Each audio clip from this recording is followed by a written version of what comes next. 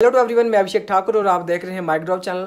तो हाल ही में आपने सुना होगा कि 15,000 शिक्षक अब रेगुलर हो सकेंगे, जो भी अभी डिसीजन माननीय सुप्रीम कोर्ट द्वारा भी आया था, जिसका असर नई नियुक्तियों पर रहेगा, कितना इसका प्रभाव रहेगा देखेंगे आगे। तो वीडियो में हम खास तौर पर बात करेंगे पैरा, पैट और पीटीए के बारे में। वीडियो में मैंने इस डिसीजन का एक शॉर्ट एनालिसिस भी किया गया है। तो वीडियो को शुरू करने से पहले आप मेरे चैनल को जरूर सब्सक्राइब करें अगर आप मेरे चैनल पर फर्स्ट टाइम आए हैं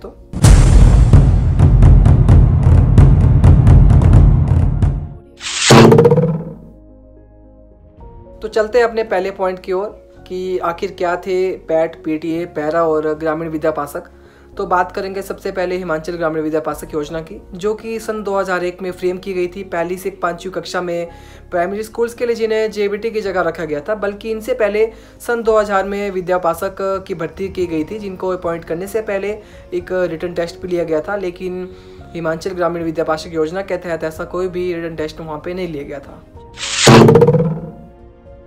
फिर बात करते हैं पैरा टीचर स्कीम की, जो 17 सितंबर 2003 में फ्रेम की गई थी।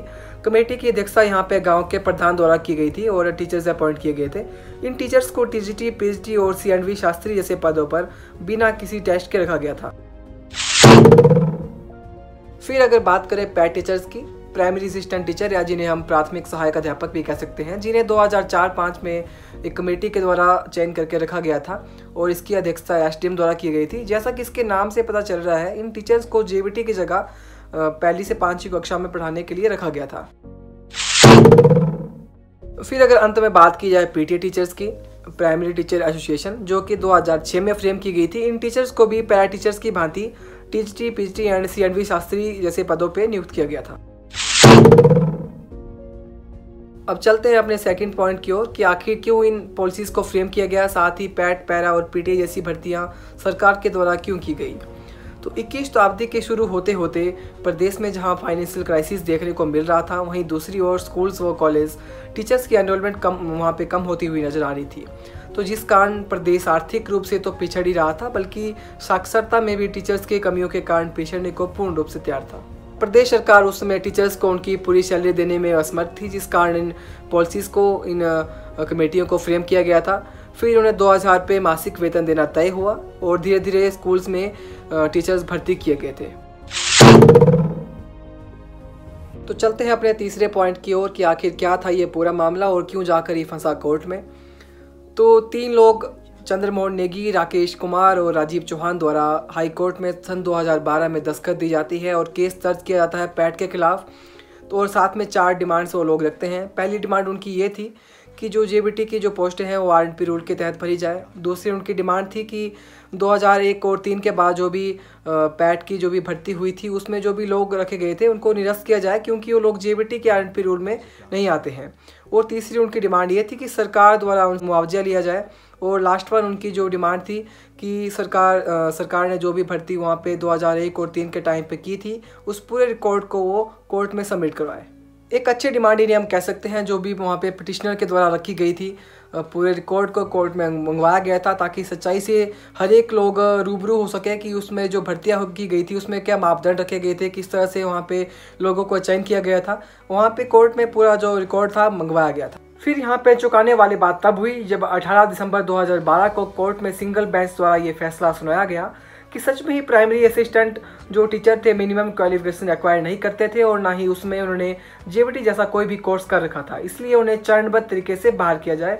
लेकिन आपकी जानकारी के लिए मैं बता दूं कि जब पैट वालों को वहाँ पे नियुक्त किया गया था, उसमें जेबीटी का कोर्स वहाँ पे उसमें नहीं चल रहा था। जो जेबीटी की जो क्लासेस थी वहाँ पे बेस्ट था, 2006-08 में वहाँ पे बिठाया गया था। लेकिन इस फैसले से प्रभावित पैट टीचर्स भी अब हाई कोर्ट गए। साथ ही हाई कोर्ट ने केस की जांच पुनः करके अपना फैसला इस कदर सुनाया कि जब 2001-03 में सरकार द्वारा उन नियुक्तियों को किया गया था, तो उसमें किसी ने भी इन नियुक्तियों का कोई भी विरोध नहीं किया था। और साथ ही उन पिटिशनर के द्वारा भी उसमें कोई भी मिनिमम क्वालिफिकेशन उस समय जो भी जेबीटी के लिए थी या किसी भी जॉब के लिए थी वो फुलफिल नहीं करते थे। और साथ ही इतने लंबे समय 10-12 वर्षों बाद अब जो केस किया गया है, इसको उन्होंने टाइम बार्ड केस कह के रिजेक्ट कर दिया। अब आप यहाँ पे सोच रहे होंगे कि जो गलत है वो गलत ही है, लेकिन आपको यहाँ पे टाइम बार्ड केस या फिर लिमिटेशन एक्ट 1963 पढ़ना होगा।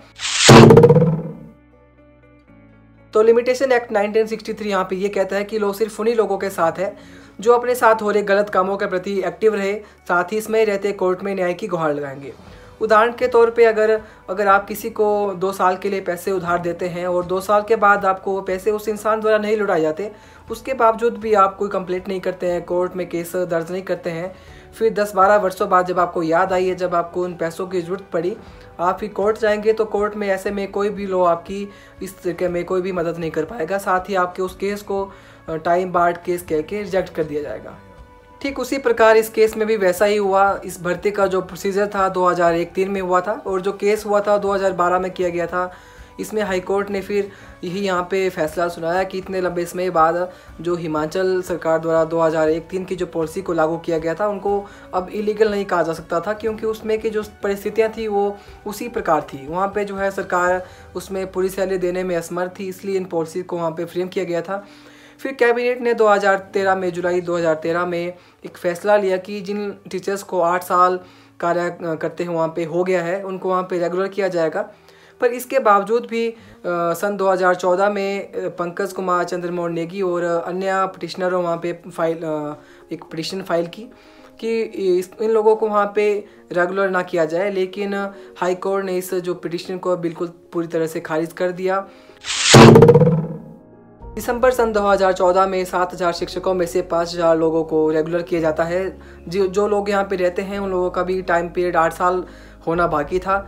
साथ ही ये सफ़र यहीं पे ख़त्म नहीं होता है। कुछ लोग सुप्रीम कोर्ट में फिर से यहाँ पे अर्जी देते हैं 2015 में, लेकिन यहाँ पे एक नई बात देखने को मिलती है कि कुछ लोग यहाँ पे 10 लोग अपना नाम वहाँ पे वापस ले लेते हैं अपील में से। यहाँ पे कुछ लोग कहते हैं कि उन लोगों ने सेटलमेंट कर ली थी या फिर दूसरे पार्टी से पैसे खा लिए थे। इस बारे में हम कुछ क्लियर कह नहीं सकते, लेकिन इस लंबी लड़ाई के बाद पैट, पैरा और पीटीए वाले इस केस को सुप्रीम कोर्ट में जीत जाते हैं। 17 अप्रैल 2020 को लॉकडाउन केस में वीडियो कॉन्फ्रेंसिंग के जरिए सुप्रीम कोर्ट यहाँ पे कहता है कि इन लोगों को जल्द से जल्द रेगुलर किया जाए, साथ ही इस केस को यहाँ पे खारिज किया जाए, क्योंकि इतने लंबे समय बाद इस केस का कोई भी तुक नहीं बैठता है और 2001-03 में हुई उस जो नियुक्तियाँ की गई थी उसको इलीगल नहीं कहा जा सकता। साथ ही आंकड़ों की अगर बात की जाए तो पीटीए में जो शिक्षक लगे थे वो 7500 थे और पैट में इनकी संख्या 3400 थी। साथ ही पैरा में इनकी संख्या 1700 थी और ग्रामीण विद्यापासक में ये लोग 1400 के करीब लगे थे। साथ ही इनकी सैलरी की बात की जाए तो उस समय उनको 2000 रुपये मासिक वेतन देना तय हुआ था, जो कि 2013 में बढ़ाकर इनका 8900 देना उनको तय हुआ था। चलते अब हम अपने नेक्स्ट पॉइंट की ओर कि क्या इस डिसीजन का क्या प्रभाव पड़ेगा नई नियुक्तियों पर। तो अब इसमें सरकार कह सकती है कि अब हमें इन लोगों को रेगुलर करना पड़ेगा, इनकी जो सैलरी है उनको बढ़ाना पड़ेगा, इसलिए हमारे पास बजट कम है और इन फ्यूचर जो पोस्टें हैं वो कम निकालेंगे। लेकिन नई नियुक्तियों पर इसका कोई फ़र्क नहीं पड़ेगा, क्योंकि जो भी वैकेंसीज निकली थी जिनका कमीशन होना तय है उनका जो कमीशन होके रहेगा, क्योंकि इन लोगों की जो पोस्टें थी उनको वैकेंट शो नहीं किया जाता है। ठीक है, तो नई नियुक्तियों पर इसका कोई ज़्यादा प्रभाव देखने को नहीं मिल सकेगा। लेकिन हाँ, इन सर्विस इन फ्यूचर आपको प्रमोशंस के लिए इसकी दिक्कत जरूर आएगी, क्योंकि अब वहाँ पे कंपटीशन ज़्यादा बढ़ जाएगा, ये लोग भी वहाँ पे रेगुलर हो जाएंगे। अब लास्ट में मैं इसमें अपनी निजी राय देना चाहूँगा कि सुप्रीम कोर्ट द्वारा जो भी ये डिसीज़न आया है बिल्कुल इन लोगों के लिए न्यायपूर्ण रहा है, क्योंकि जब सरकार को इन लोगों की ज़रूरत पड़ी तब सरकार ने इन लोगों का इस्तेमाल किया है, कम मजदूरी में इनसे काम करवाया। अब जब इन लोगों को 10-15 वर्ष यहाँ पे सर्विस करते हुए हो चुका है और साथ ही ये लोग अपना कैरियर लाइफ का 10 में यहाँ पे दे चुके हैं, तो ऐसे में अगर सरकार या कोर्ट द्वारा इन लोगों को अगर बाहर किया जाता या फिर कम मजदूरी में इनसे काम करवाया जाता तो ये चीज़ बिल्कुल ही इन लोगों के साथ अन्याय होता। इस महंगाई के इस ज़माने में अब ये लोग नई जॉब ढूंढने के काबिल भी नहीं है और साथ ही इस महंगाई के ज़माने में अपने फैमिली को अच्छे तरीके से पालन पोषण करने में भी असमर्थ होते। तो ऐसे में ये चीज़ जो भी आदेश था, जो भी डिसीज़न आया है माननीय सुप्रीम कोर्ट द्वारा, ये बिल्कुल इनके लिए सही है। और ऐसा भी नहीं है कि लोग जब भी 2001-03 में इन लोगों को रखा गया था उसमें इन लोगों की ट्रेनिंग्स नहीं थी, जैसे कि जीबीटी वहाँ पे नहीं थे उस टाइम पे। तो लेकिन जब भी 2006 के बाद का जो भी बैच बैठा है उन लोगों ने अपनी ट्रेनिंग्स पूरी की है, अपनी क्वालिफिकेशन को अचीव किया है, तो ये लोग अब इन लोगों को इलीगल वहाँ पे नहीं कहा जा सकता। बाकी मैं जो भी आप पे छोड़ता हूँ, आपको इस डिसीज़न से कैसा लगा आप मुझे इस कमेंट बॉक्स में अपने रिव्यू मुझे बताइए।